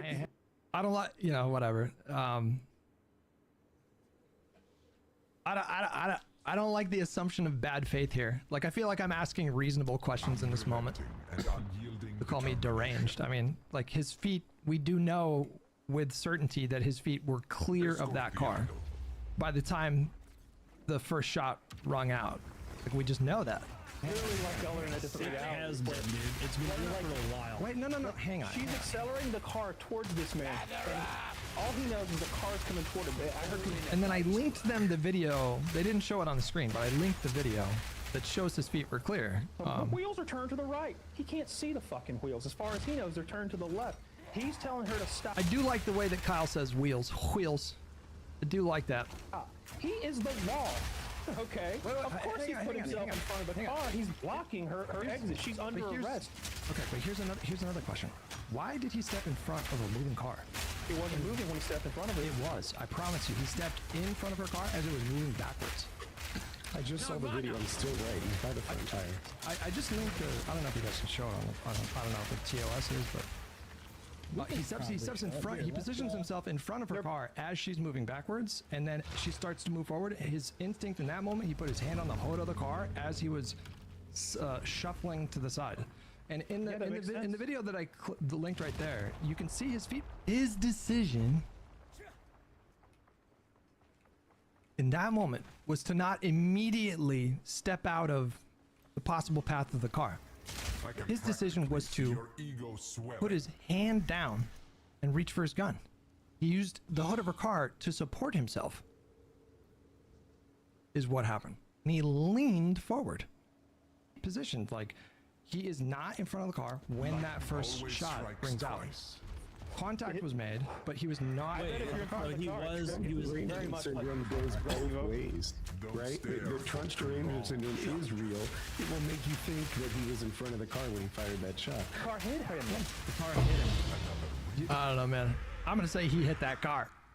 I'm gonna say he hit that car. If I run up to your car, like let's just come up with like if I literally run up to your car as it's going 1 mile per hour forward, and then I run up and lob my body over the front left part of your car, who hit who in that spot? The car can hit him from the side, right? Like it didn't hit him with the front bumper. Did the car move? I don't understand the laughter. You can make contact with the side of a car. I don't know why this is funny. Laterally? And like swat him? Did it shift? Like the car. Look, you're asking this guy also within like 100 milliseconds to know where the tires are, know what the direction of the car is, and all this stuff. He is a law enforcement. I'm asking them to make good decisions that don't put them that don't lead to them having to make a kind of decision like that. Like his decision was to draw his weapon and fire. He would not have had to make that decision in the first place had he not been fucking running laps around the car doing YouTube content or whatever. Enforcement agent standing in front of a car, giving the lawful order to stop. This one's being detained. Well done, challenge. And she is accelerating But the there is car one more trial in his you direction must enough complete. that it strikes him, Defeat even me. though his feet were definitely didn't get ran over. Or shooting her in the face might have helped with that. Like, can you really say that an ICE agent that pulls their phone out and is recording content, can you really tell me that that officer, I mean, they are trained in those moments to be just constantly alert, constantly vigilant. It's a life or death kind of job. Like law enforcement, it's literally life and death. And so you are trained to constantly be scanning, be aware of your environment, be aware of where you're positioned relative to where the other officers are positioned, relative to where civilians are positioned. Like that is your job. Is to just constantly be. How can you possibly be aware of yourself? No! Diamond! Yes! Oh, wait. What is this?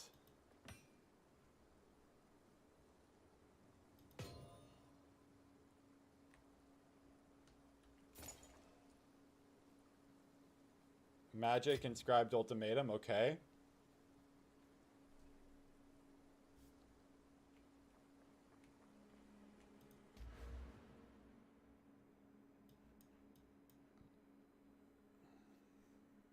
Defend with 200% of armor. So does this just blast up my... But then it says maximum physical reduction is 50%.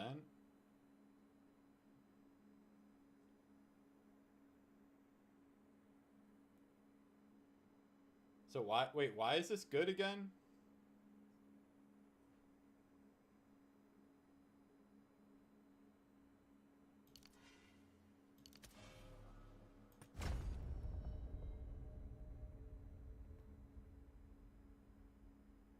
Yeah, no, I'm not doing that. I'm gonna do the reservation.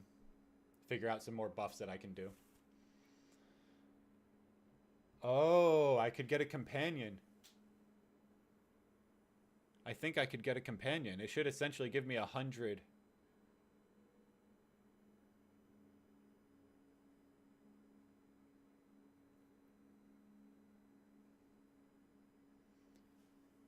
I could also just do life regen, yada yada.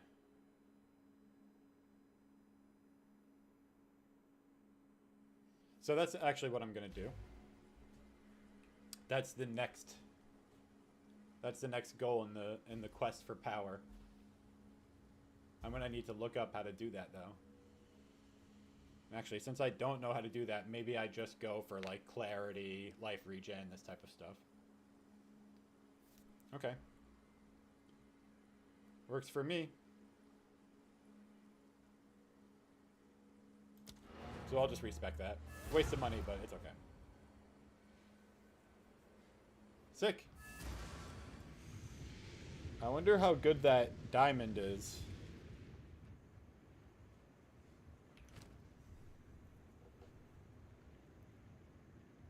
What even is it?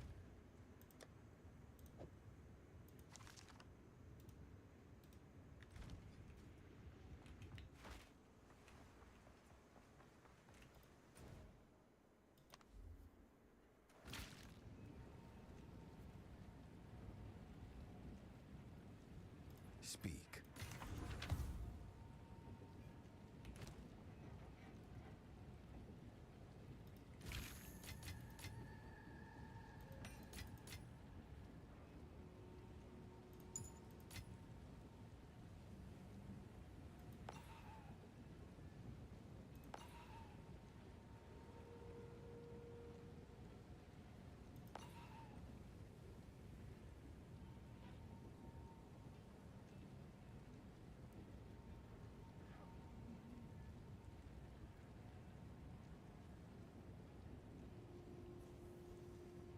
What? I have no idea what that does. The Adorned. Wait, I've heard of this thing. What? No way. How about in this league? None? Wait, in regular, it's a mirror. What the fuck? No fucking way.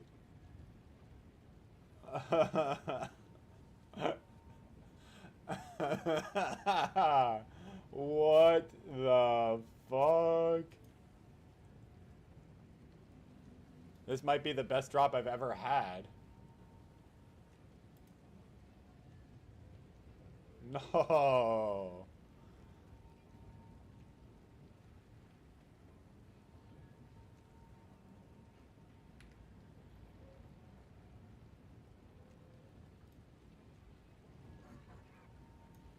So wait, what happens if I put this in my tree?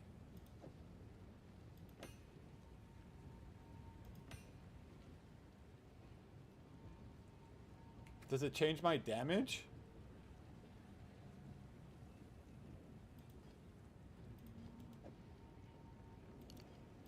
How do you use this? 122% increased effect of jewel socket passives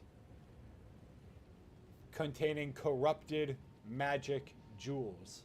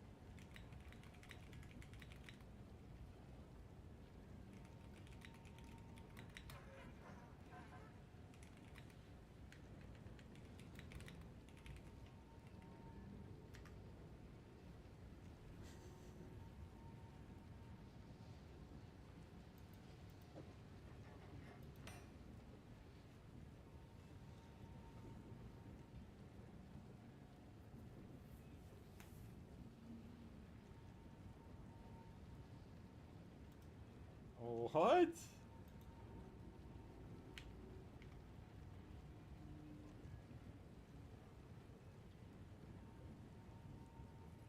Did I just put it up for a mirror? Maybe I want to use it though.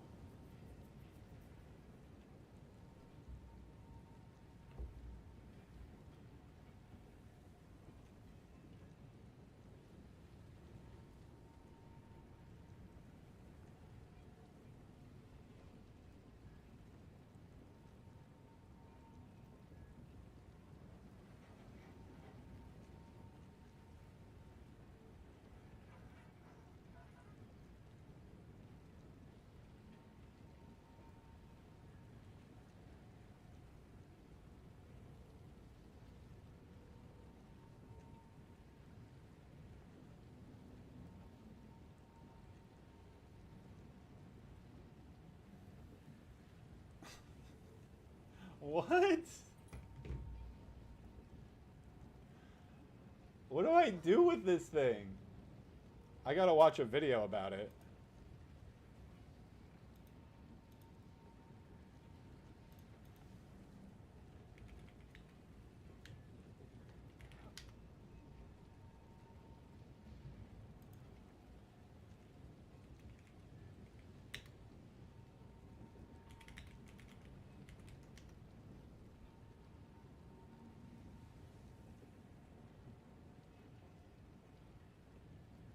Alright, let's watch this.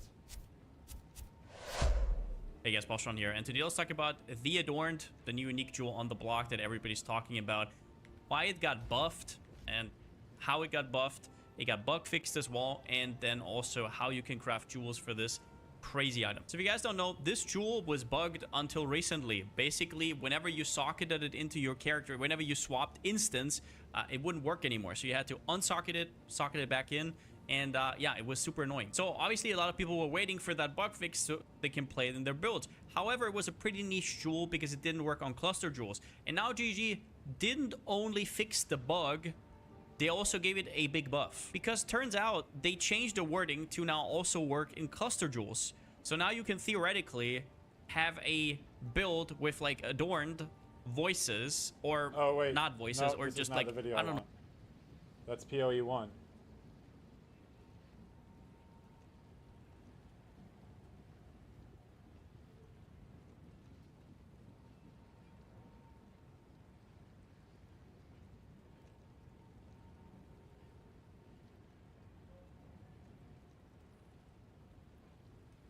Yeah, dude. Apparently I'm rich now, but what does it do exactly?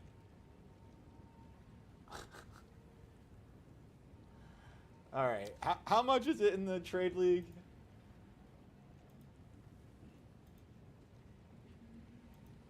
How much is it in the trade league right now? If I just go by cheapest? The cheapest one is 1 mirror.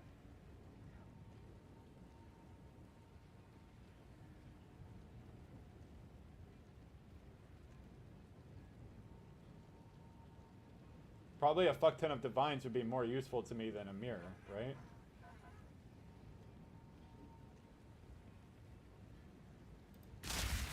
Hail. I want mirror. I have divine. 350.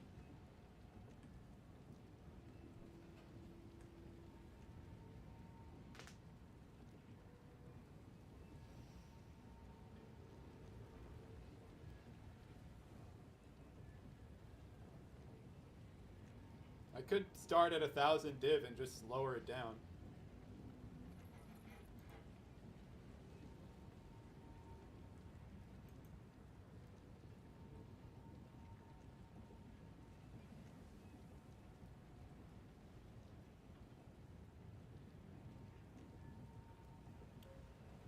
All right, let's just try to sell it for 1,000 div, see what happens. What's new?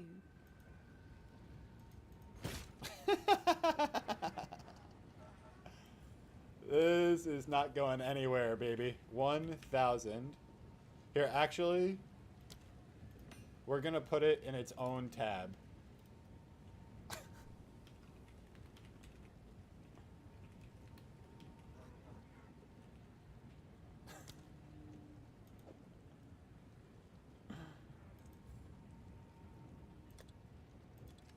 I'm sure someone will want that. That way I have the least chance of accidentally fucking something up with it.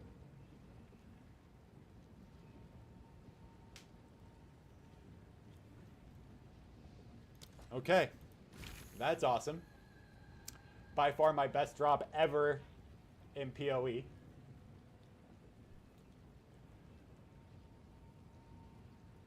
The value of it's only going to go up as the league goes on, I'm pretty sure as well. I did do 1000 div, right? Hail. Yeah, 1000 divine orb. I did not fuck it up.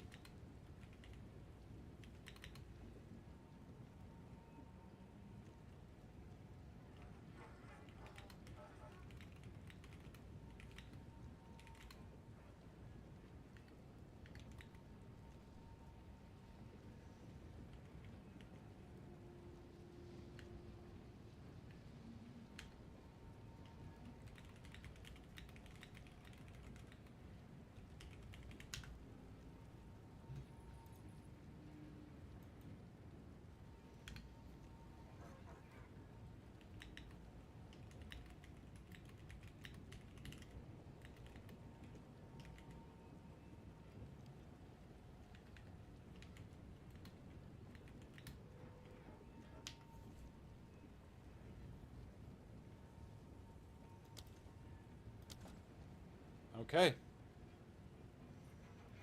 Amazing.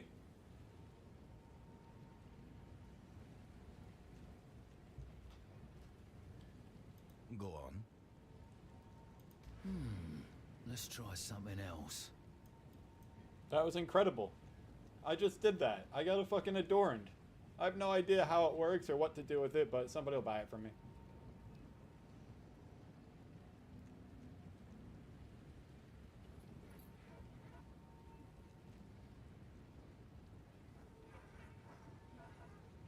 A 1000 div, I'm set for the entire league. You know what I mean? It's gonna be so sad coming back to a league and not having that.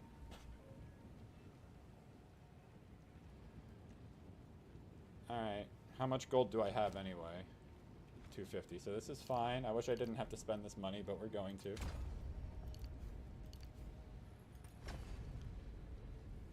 Worth it for the spirit. This is sick.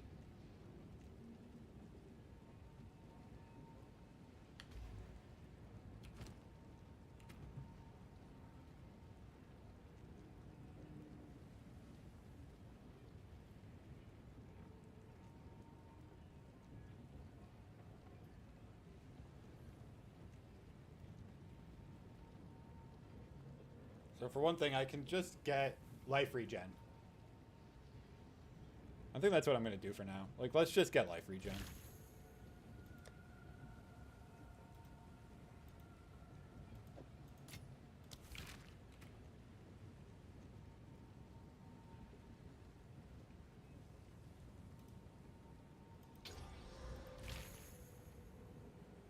Just keep it simple. Now, eventually, I'm going to want to get a beast. And I'll be able to do that whenever I feel like it, no problem.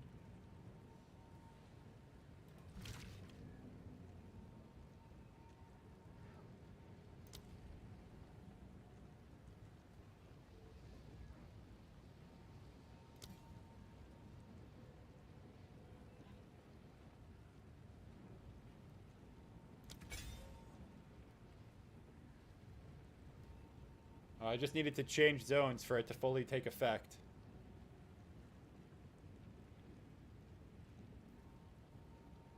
I've got 38 more spirit.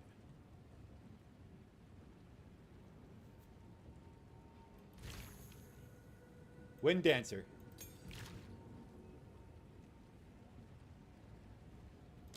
Need a spirit gem. I think it's going to need to be a low one because of the... Well, I have decent decks. What's the highest level one I have? 16?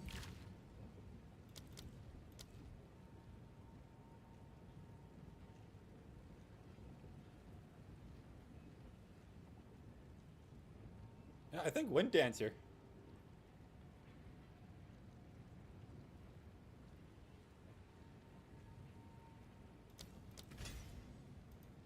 Check this out. Wind Dancer, activate it, and then watch this. I can swap out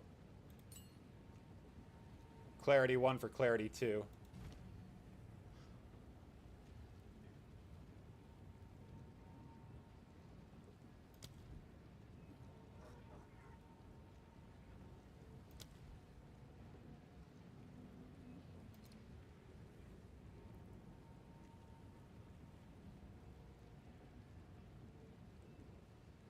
Wait, can I do? Yeah, Clarity 2. Yeah, 20 spirit. Or do I do cannibalism?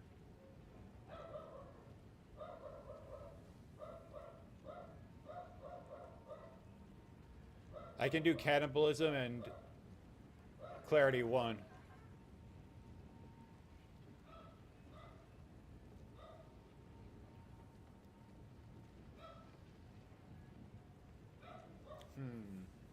Life regen or Clarity 2? Wait, can I do both?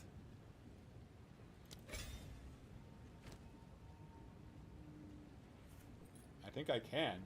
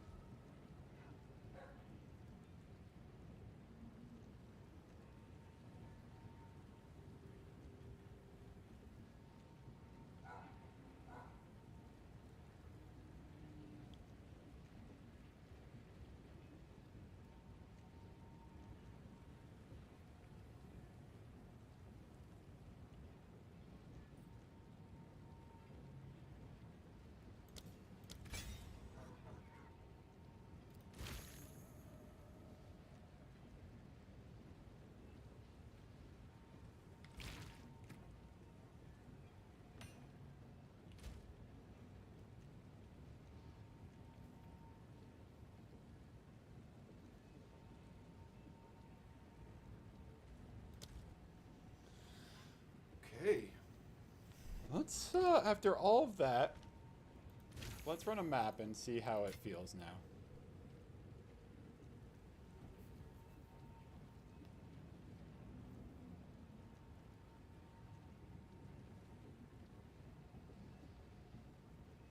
Oof.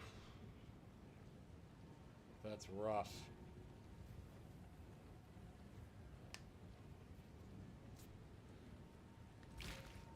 What's new?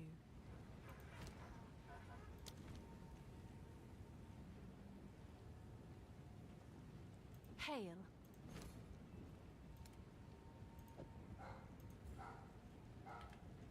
I'll do what I can to sell it for you.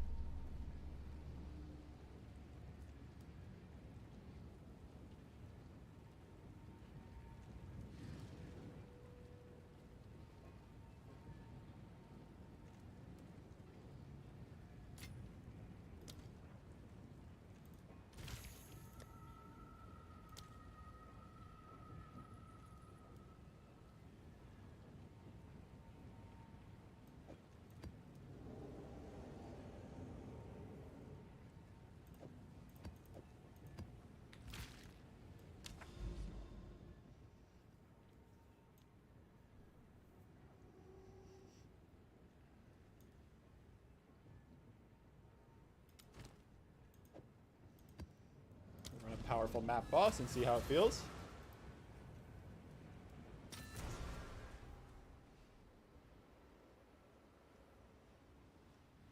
You know what else I could do with the spirit is I could do the Herald blood, I could do the blood poison Herald chain combo.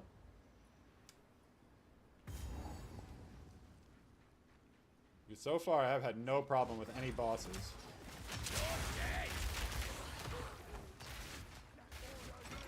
Lather up!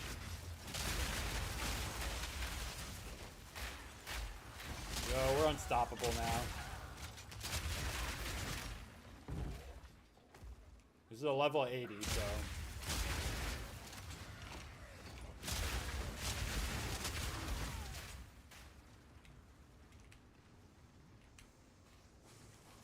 Alright, let's see how the abyss is.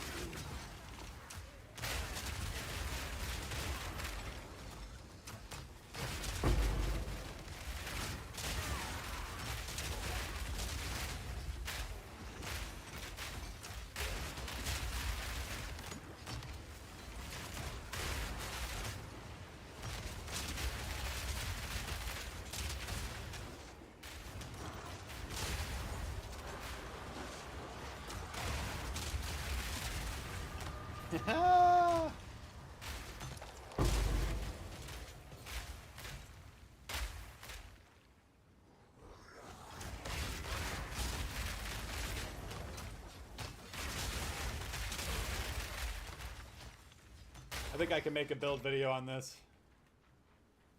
It's 100% my own creation. It's also the strongest build I've ever made.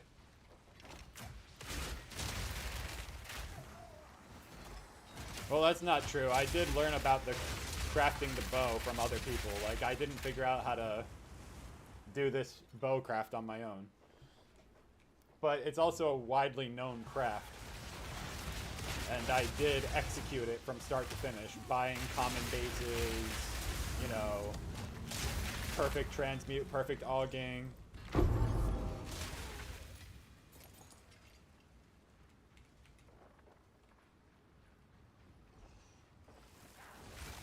Forcing the grenade damage multiplier, or additive, I mean.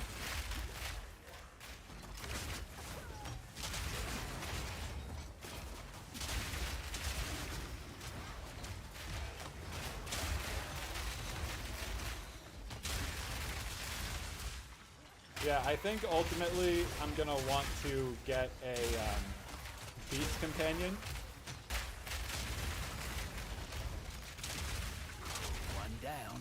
Who's next?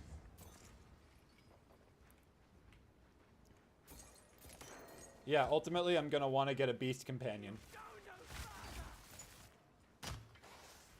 But for now, this is good. I've never farmed a beast companion before, so... Oh no, that's not true. I have done it, but never for a very late game type build.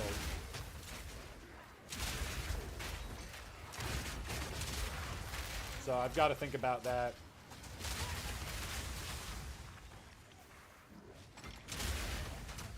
I'll just enjoy all this mana regen, life regen, Wind Dancer for now.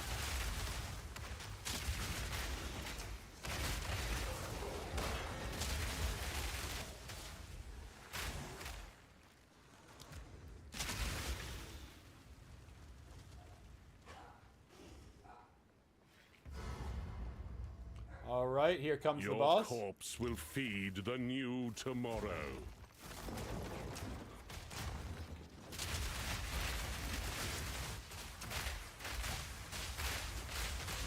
So long as divinity disgraces the world. Did you see how fast no down one his is safe. health bar You one? stand in the way of hope.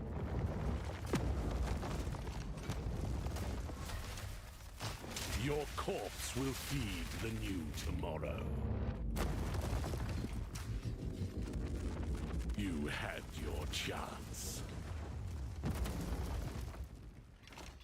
Need more mana. My flesh Hold up, is more right after unimportant. that one.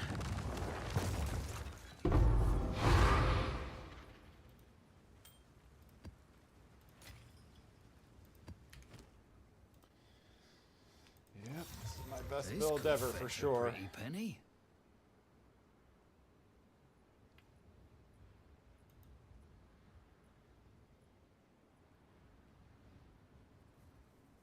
Now I do still need to progress farther into maps, but I am feeling pretty good about this right now.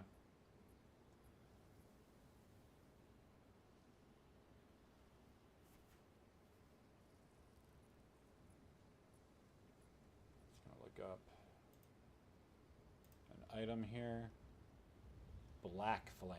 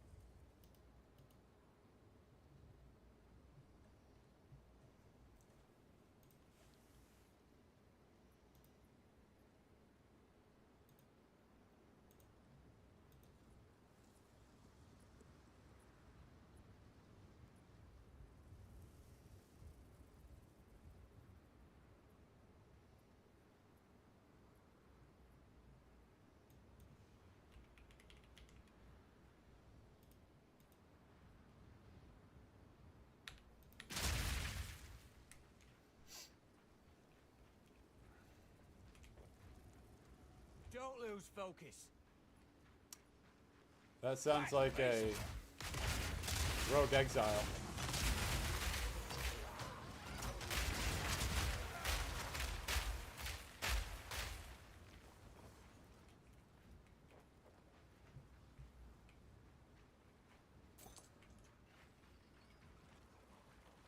My eyes deceive me. Oh, it's that guy.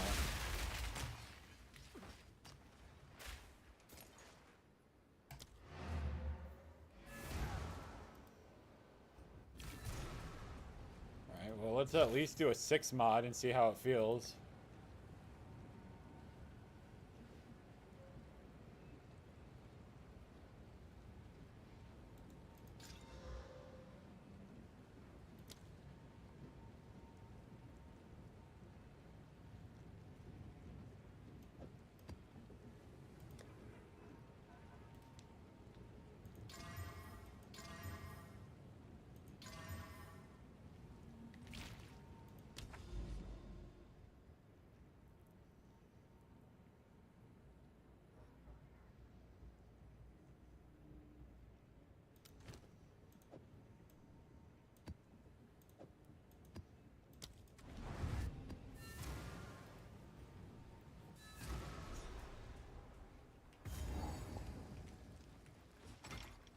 always get ambushed in places like this?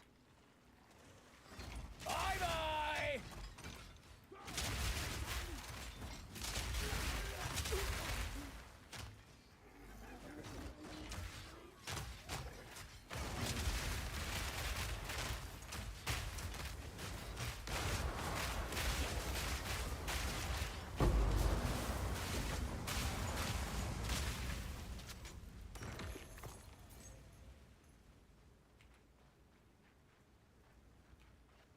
Once I stood tall. Today, I rise again.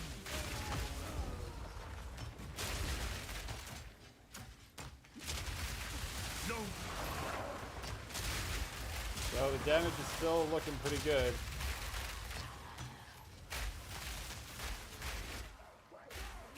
Simple enough.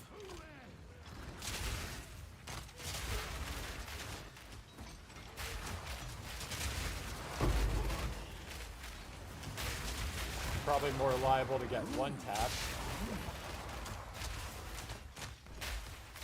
But general survivability should be much better.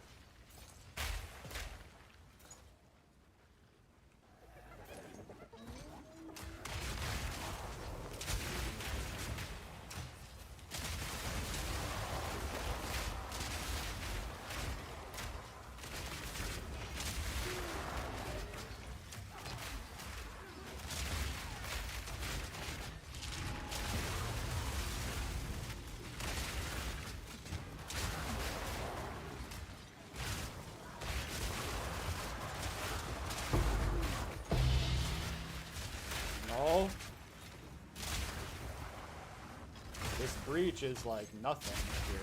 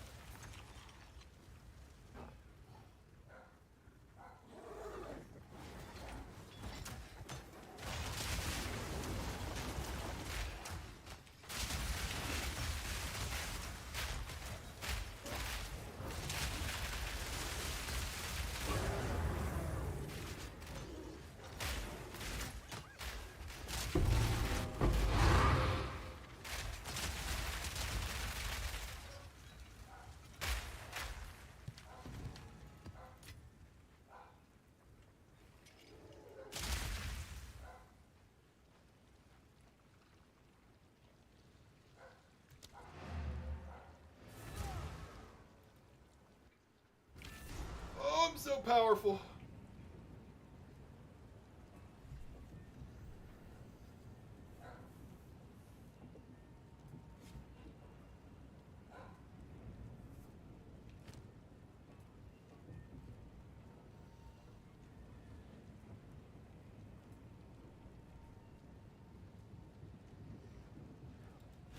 Just got 2 map boss passives there.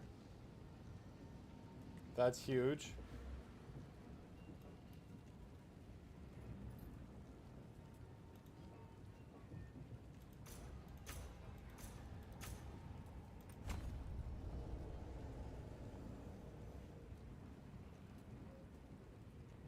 So that was just 79 and 80. So now I got to do Anomaly and Citadel. Okay. I'm going to go feed my dogs, guys, and I'm also going to feed myself. So I'll be back in, say, an hour, hour and a half, probably. Maybe less. I want to keep blasting. Even though I have no currency right now. I'm having so much fun. I'm fucking destroying the endgame right now, like absolutely crushing. Once my Adorn sells, it's GG, right? And if I didn't get that, it would just be a matter of grinding up currency. Oh, let's sell all my stuff here. What is it? Time is of the essence. Let me go into, well, yeah, anyway.